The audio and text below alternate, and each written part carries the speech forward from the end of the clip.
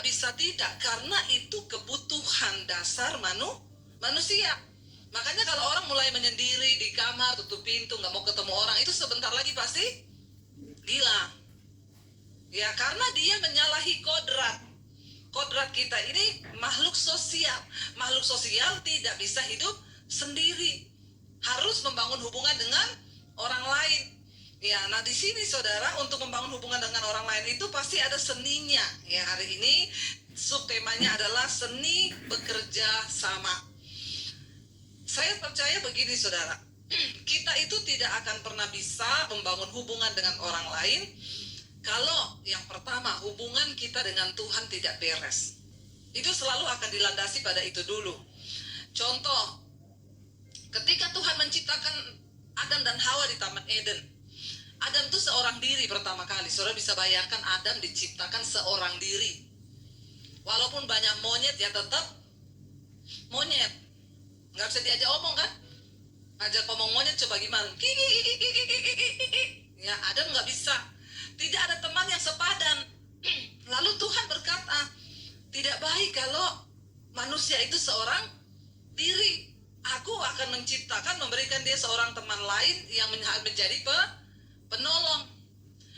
Lalu ketika Adam tidur, Tuhan menciptakan Hawa, diambil dari tulang rusuk, bukan tulang kaki, tulang rusuk. Tuhan menciptakan Hawa. Adam bangun dari tidur, ada perempuan di sampingnya yang sepadan dengan dia, bukan monyet, tapi manusia. Waktu Adam lihat ada perempuan di sampingnya, dia bilang apa? Inilah tulang dari tulangku, daging dari dagingku. Dia merasa ada teman. Akhirnya yang namanya setan tidak mau melihat ciptaan Tuhan ini kok sempurna, nggak sendiri, tetapi ada temannya. Lalu setan dalam bentuk ular mencobai. Dia goda Hawa, suruh makan buah itu. Dia tahu benar saudara, dia godanya perempuan. Karena dia sudah mendengar Tuhan berkata, aku menciptakan seorang penolong. Makanya dia tahu ini. Dia mau merusak fungsi dari Hawa sebagai penolong ini, supaya gagal ciptaan Tuhan. Makanya yang dia bujuk itu Hawa. Dia bilang, kamu lihat pohon itu, buahnya menarik kan? Ambil, makan. Ya, kalau kamu makan, kamu akan menjadi sama seperti Tuhan. Kamu bisa tahu yang baik dan yang jahat. Hawa terpikat. Dia ambil buah itu, dia makan. Lalu Alkitab berkata, waktu dia lagi makan buah itu, tinggal separuh, teringatlah dia akan suaminya, laki-laki yang di sampingnya ini. Akhirnya dia kasih buah itu, dia udah habisin. Nah, berbeda kalau ular membujuk Adam. Adam ambil buah itu, Adam makan diam-diam, dihabisin sendiri. Dia tidak ingat Hawa. Dia makan sendiri, habis satu pohon. Ditanya sama Hawa, makan apa? Enggak kok, enggak makan apa-apa.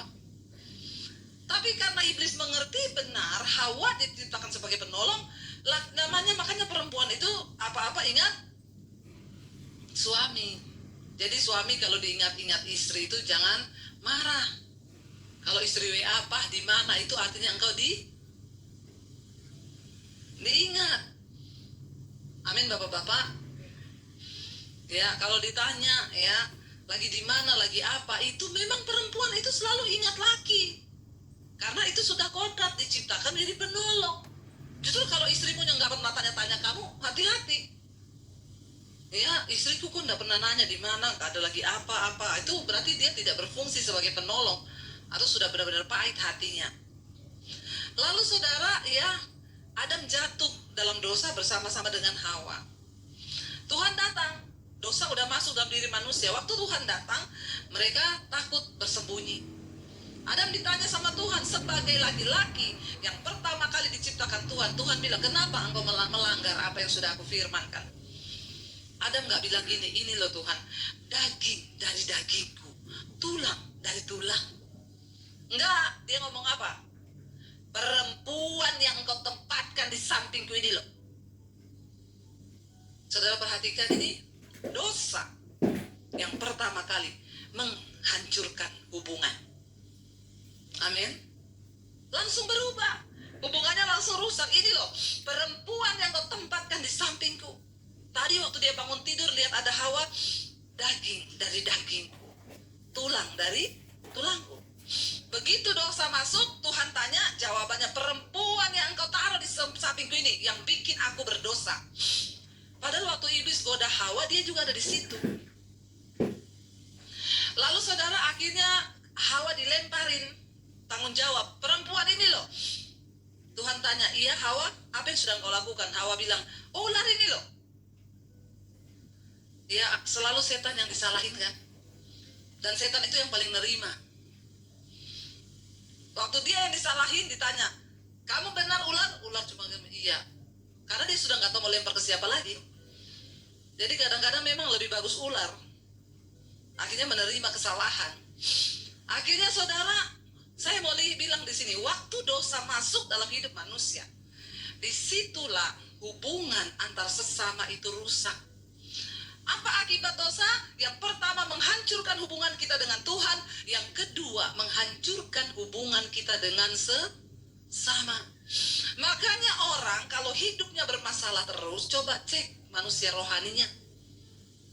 Itu pasti bermasalah dengan Tuhan. Kalau orang hidupnya dengan Tuhan hubungannya baik, maka hubungannya dengan sesama juga baik. Karena Alkitab bilang orang yang diurapi Tuhan itu dimanapun dia ada, ya di situ ada sukacita, ada damai sejahtera. Amin. Ya kayak saya ini loh. Ya saya di mana itu orang senyum, orang ketawa saudara. Ya. Tetapi kalau ada orang datang terus membuat suasana jadi tidak enak, ini orang. Ini pembawa roh kuda merah. Apa itu kuda merah di Alkitab kita Wahyu? Pencabut damai. Nah itu rohnya. Orang lagi damai, dia datang, jadi nggak damai tempat itu. Yang tadinya lagi akur-akur, dia datang, bawa perpecahan. Nah kita ini diciptakan Tuhan sebagai makhluk sosial, kita akan beradaptasi dan bekerja sama dengan semua orang. Termasuk di gereja.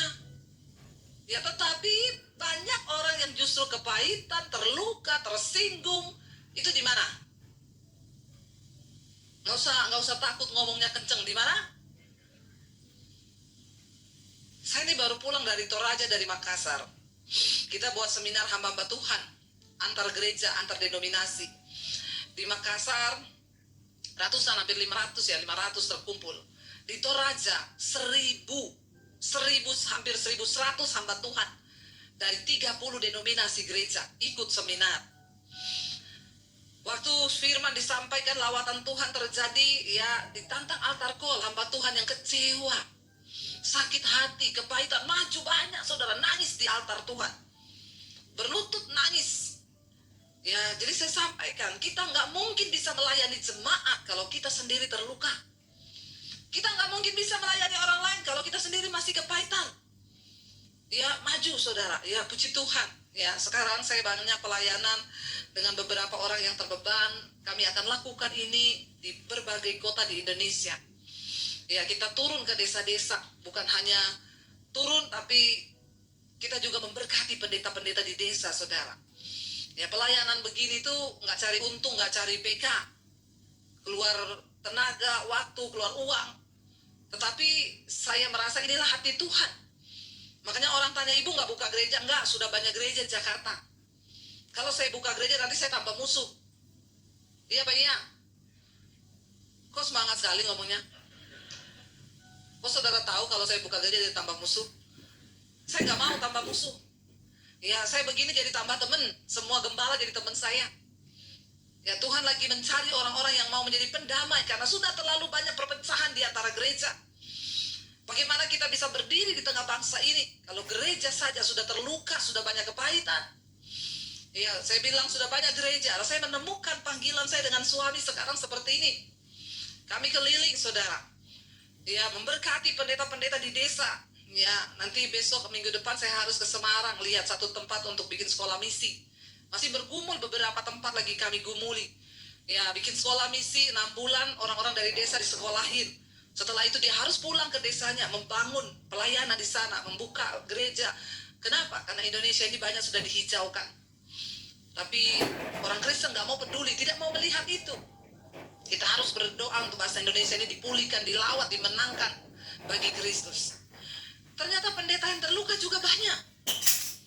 Ya, dan memang saudara, yang paling banyak merusak pelayanan diakui atau tidak itu terkait dengan hubungan antara sesama. Ya, dan ini terjadi. Saya percaya dan saya sangat melihat ini bahwa benar ketika seseorang itu terus bermasalah dengan hubungannya dengan sesama, itu pasti hubungannya dengan Tuhan belum beres, belum pulih. Makanya sangat penting kita semua membangun hubungan pribadi kita dengan Tuhan. Kalau hubungan pribadi kita dengan Tuhan itu beres, kita menjadi dewasa dalam iman tuh enak saudara, nggak mudah tersinggung, tidak mudah kecewa. Ya, saya dulu pernah saudara di dalam pelayanan ada teman gereja itu nggak tahu apa ya, orang bilang mood-moodan ya, kalau lagi mood senyum, kalau nggak mood marah. Sementara kita tuh nggak tahu salah apa. Kemarin dia tertawa, baru tadi pagi telepon ketawa, di gereja udah buang muka. Kan kita ketemu orang begini rempeng ya. Tapi kalau kita sudah dewasa rohani, ya saya datang ke gereja dia jadi asir, yang lain disalamin, saya enggak. Orang datang shalom begitu saya. Kalau saya juga sakit jiwa, ini kan orang sakit jiwa namanya. Di dalam jiwa itu ada pikiran, perasaan, dan kehendak. Kalau perasaanmu terluka, kau sakit jiwa itu namanya saudara. Sakit jiwa itu bukan cuma orang lari-lari di jalan ya. Anda tersinggung, bentar-bentar tersinggung, bentar-bentar marah itu sakit jiwa, tapi stadiumnya masih awal. Jadi harus dideteksi dini. Benar, itu sakit jiwa. Kan di dalam jiwa pikiran, perasaan, dan kehendak. Waktu perasaan terluka berbuah kepada pikiran, akhirnya kehendak. Orang datang dia nggak mau salaman. Ya karena saya sudah sembuh jiwa saya nggak sakit. Kalau saya sakit, peduli amat lu, emang siapa lu? Saya nggak mau sapa-sapa juga. Ya karena saya sudah sembuh jiwa saya, dia buang muka, saya datangin, saya ambil tangannya, shalom. Kenapa buang muka? Enak kan saudara? Amin.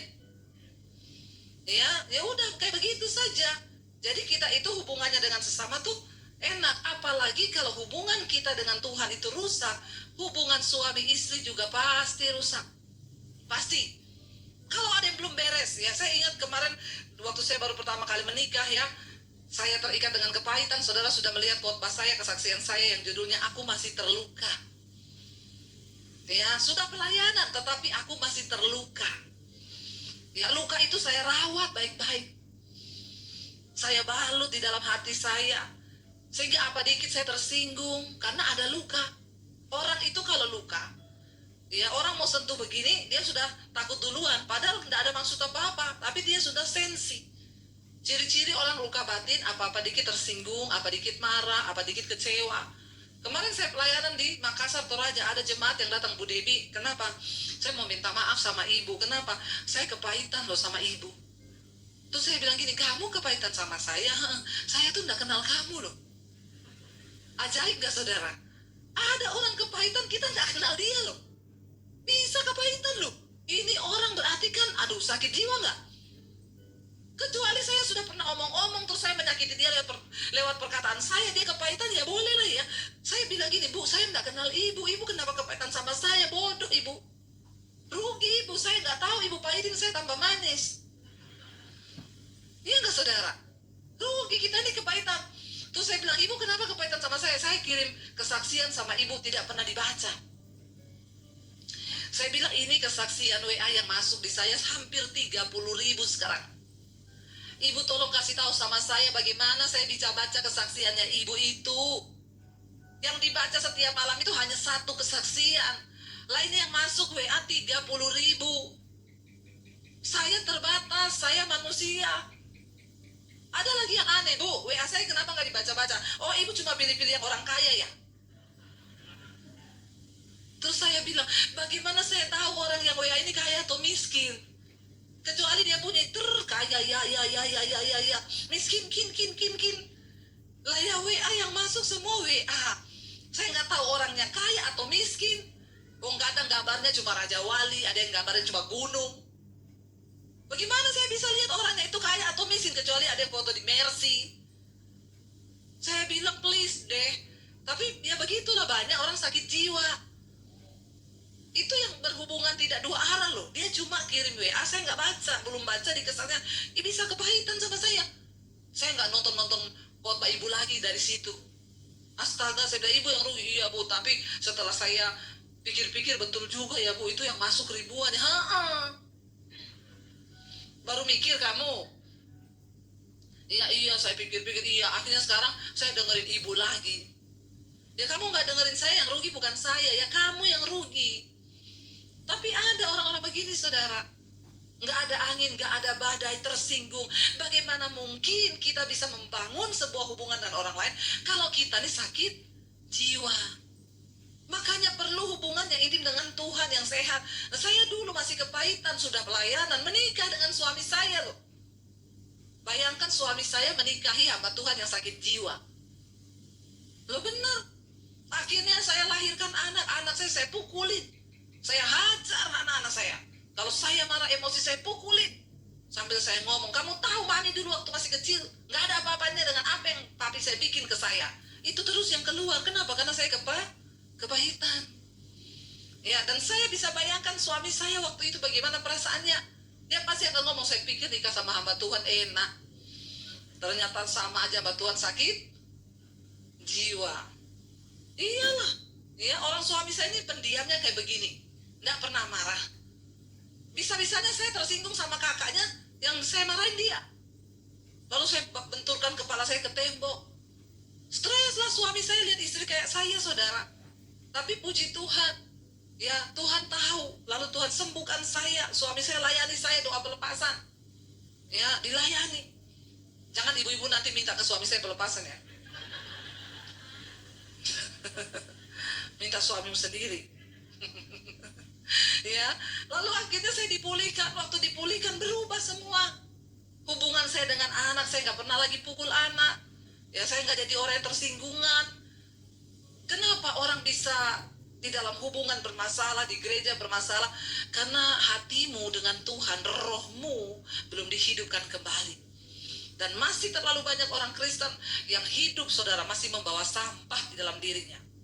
Itu yang menyebabkan kita ini seringkali gagal dalam membangun sebuah hubungan. Saya pengen kita baca Efesus 4 ayat 1-7. Ini ayat yang diberikan dari gereja. Efesus pasal yang keempat ya. Ayat yang pertama sampai ayat yang ke-7, firman Tuhan berkata, sebab itu aku apa? Menasehatkan kamu. Aku orang yang dipenjarakan karena Tuhan, supaya hidupmu sebagai apa? Orang-orang yang telah dipanggil berpadanan dengan panggilan itu. Ayat 2, hendaklah kamu selalu rendah hati, lemah lembut, dan sabar. Tunjukkanlah kasihmu dalam hal saling. Stop dulu di situ ayat ini. Saudara, bagaimana supaya kita memiliki hubungan yang sehat dengan sesama dan memiliki di dalam seni bekerja sama dengan orang lain? Yang pertama dikatakan, hendaklah kamu selalu apa? Rendah hati. Ya, rendah hati itu apa saudara? Ya, enggak usah merasa orang yang paling penting. Ya, aku ini belum tahu siapa aku. Ya, enggak usah. Rendah hati aja tuh enak kok. Hidup rendah hati itu paling enak. Makanya orang-orang tuh ngomong undang pelayanan Bu Dewi itu enak ya. Enak. Ya, apalagi saya kalau ke Surabaya, Bu mau makan di mana? Saya sudah makan. Ya, mau dijemput apa nggak usah. Nanti saya datang sendiri di hotel. Mereka sampai ngomong enak ya. Mau naik pesawatnya apa Bu? Nggak usah Garuda, Batik aja cukup. Toh sama-sama juga nyampe. Mau Garuda, mau Batik. Ya, tetapi banyak orang itu merasa dirinya itu terlalu berarti. Sehingga kesombongan. Ya, orang-orang sombong di dalam pelayanan akan menghancurkan saudara. Ya, sifat kesombongan itu yang akan membuat hubungan kita dengan sesama juga rusak. Makanya Alkitab berkata, Tuhan menentang orang yang sombong.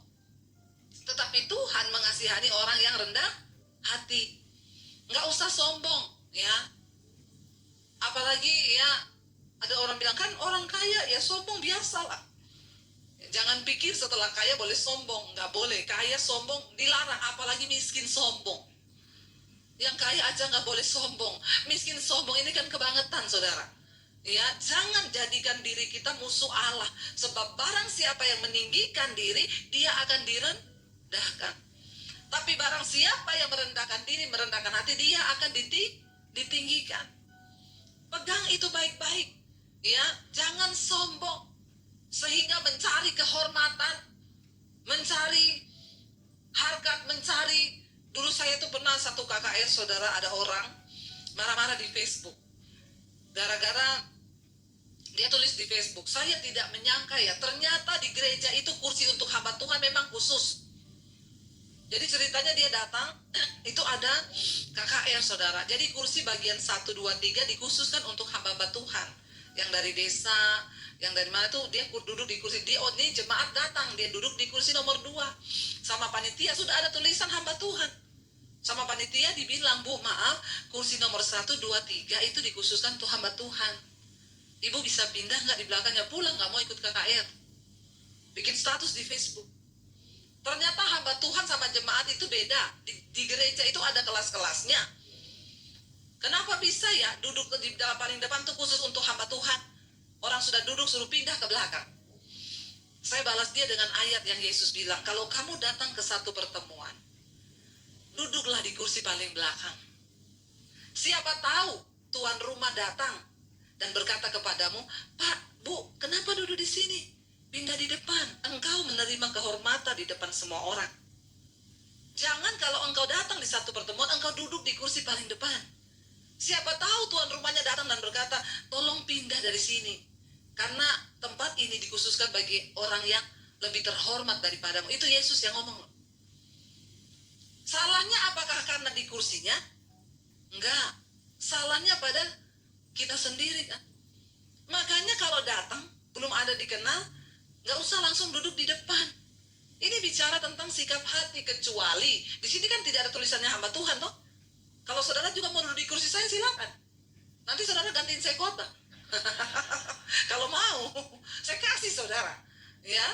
Jadi saudara, ini hidup ini kan makanya dikatakan rendah hati. Saya pernah diundang ke gereja, itu orangnya belum tahu muka saya, waktu itu belum zaman ada YouTube. Kalau sekarang muka saya diketahui semua orang kan, malah susah mau sembunyi sekarang. Biar di toilet orang minta foto. Rempong juga loh saudara. Ya, dulu saya tuh datang nggak ada yang sapa, nggak ada yang nyambut. Saya duduk paling belakang. Udah puji-pujian, panitianya bingung. Telepon saya, Bu Debi, maaf ya, ini sudah puji-pujian, Ibu di mana? Saya bilang di belakang. Siapa suruh panitia nggak ada yang kenali muka saya?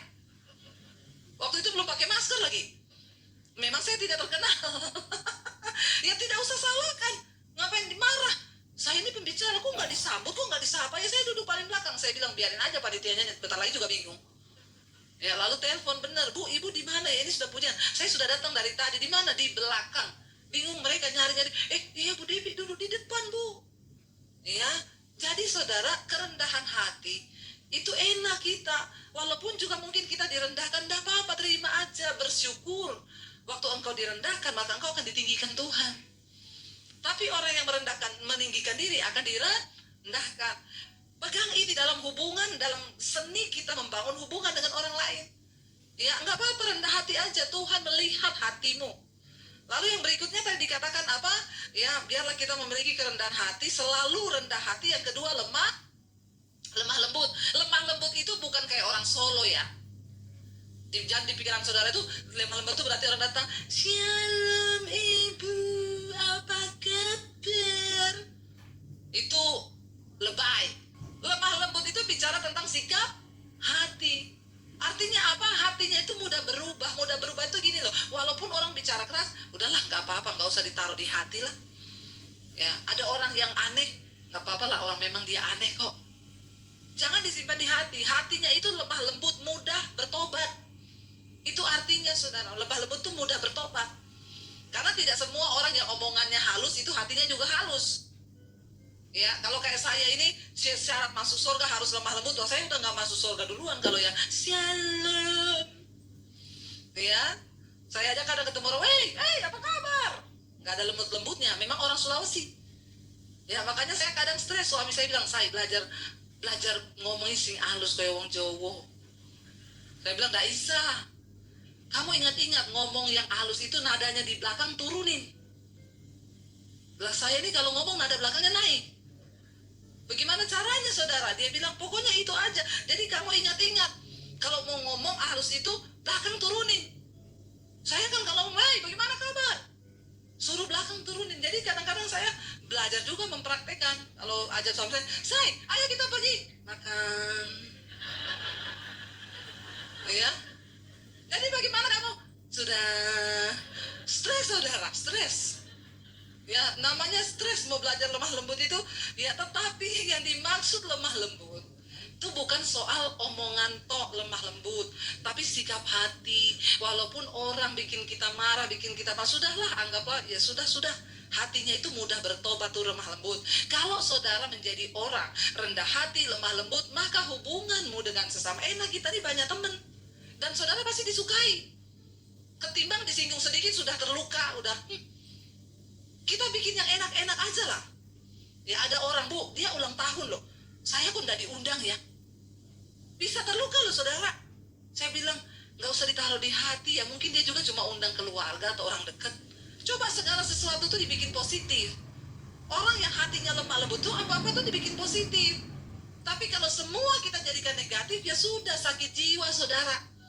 Dan orang yang sakit jiwa itu mudah terluka, akhirnya gak ada orang mau temenan. Ya, nggak ada orang mau temenan sama orang yang suka terluka, apa-apa dikit tersinggung, apa dikit nangis, apa dikit marah. Ngapain saudara ya? Lalu dikatakan lemah lembut dan sabar. Ya, sabar. Ya, sabar. Sabar itu panjang dan lama. Ya, itulah namanya sabar. Ya, sabar itu, suami saya ini orangnya sabar. Sampai kalau marah itu ngomong, saya, aku boleh marah? Ini luar biasa saudara sabarnya itu ya.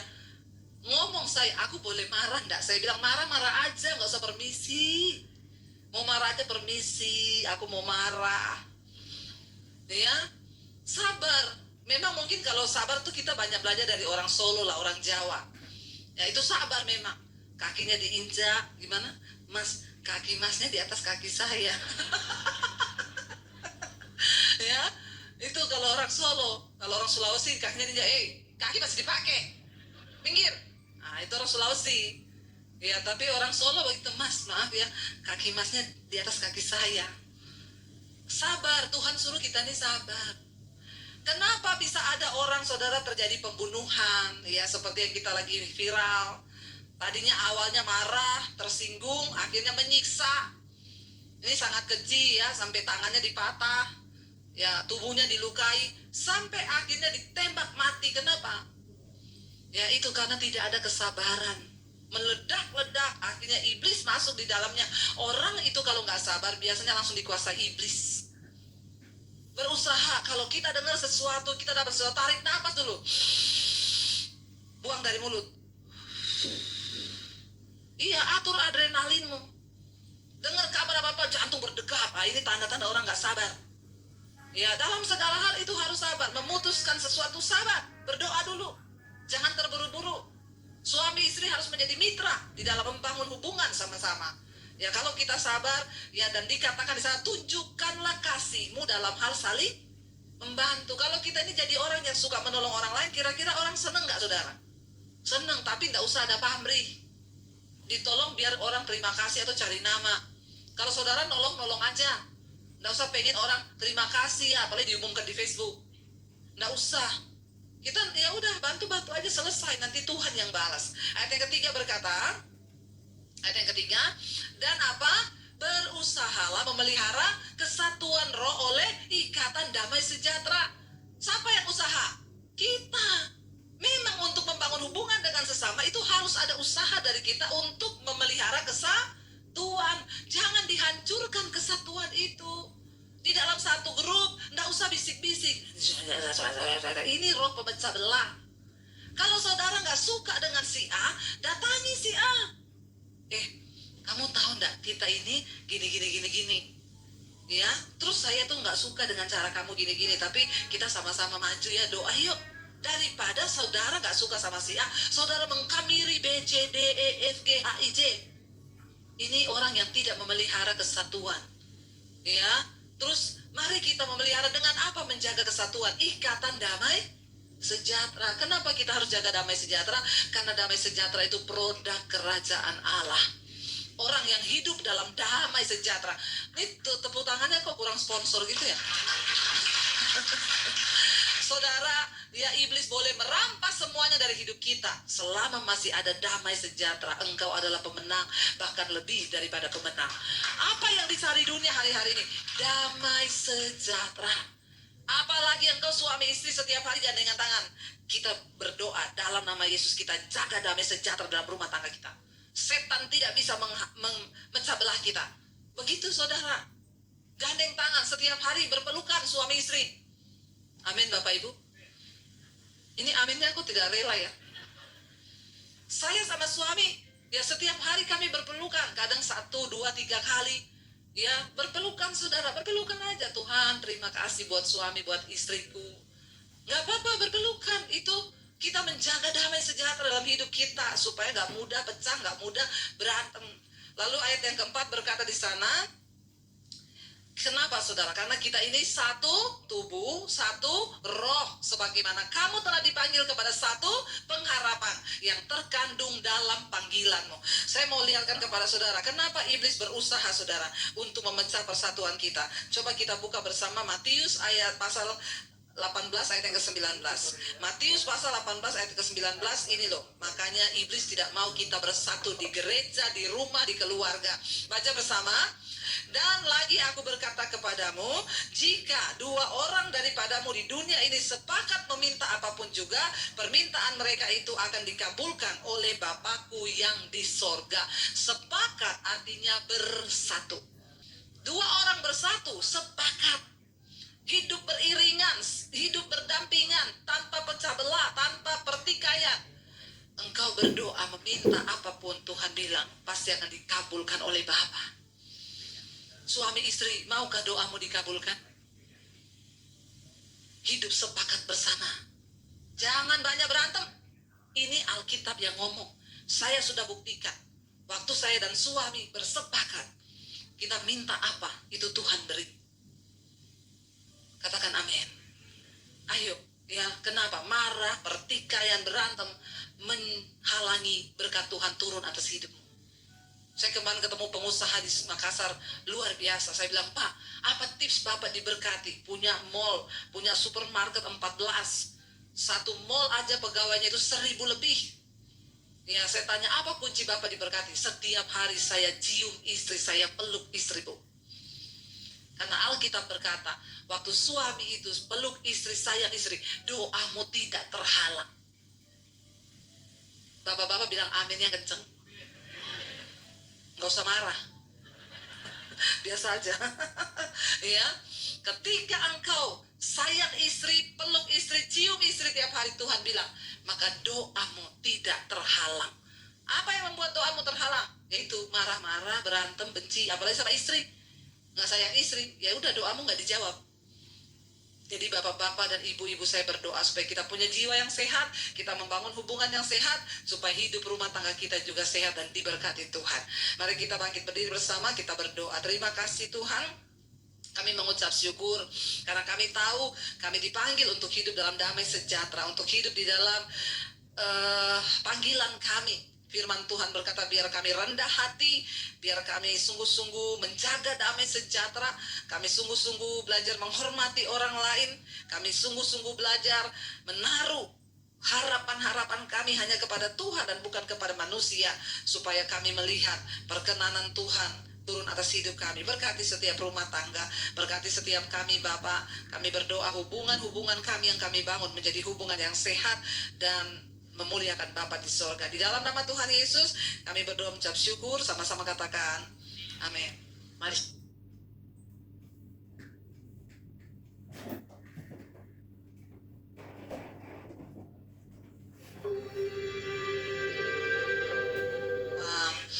Amin, amin, amin. Silakan duduk Bapak Ibu yang terkasih. Shalom.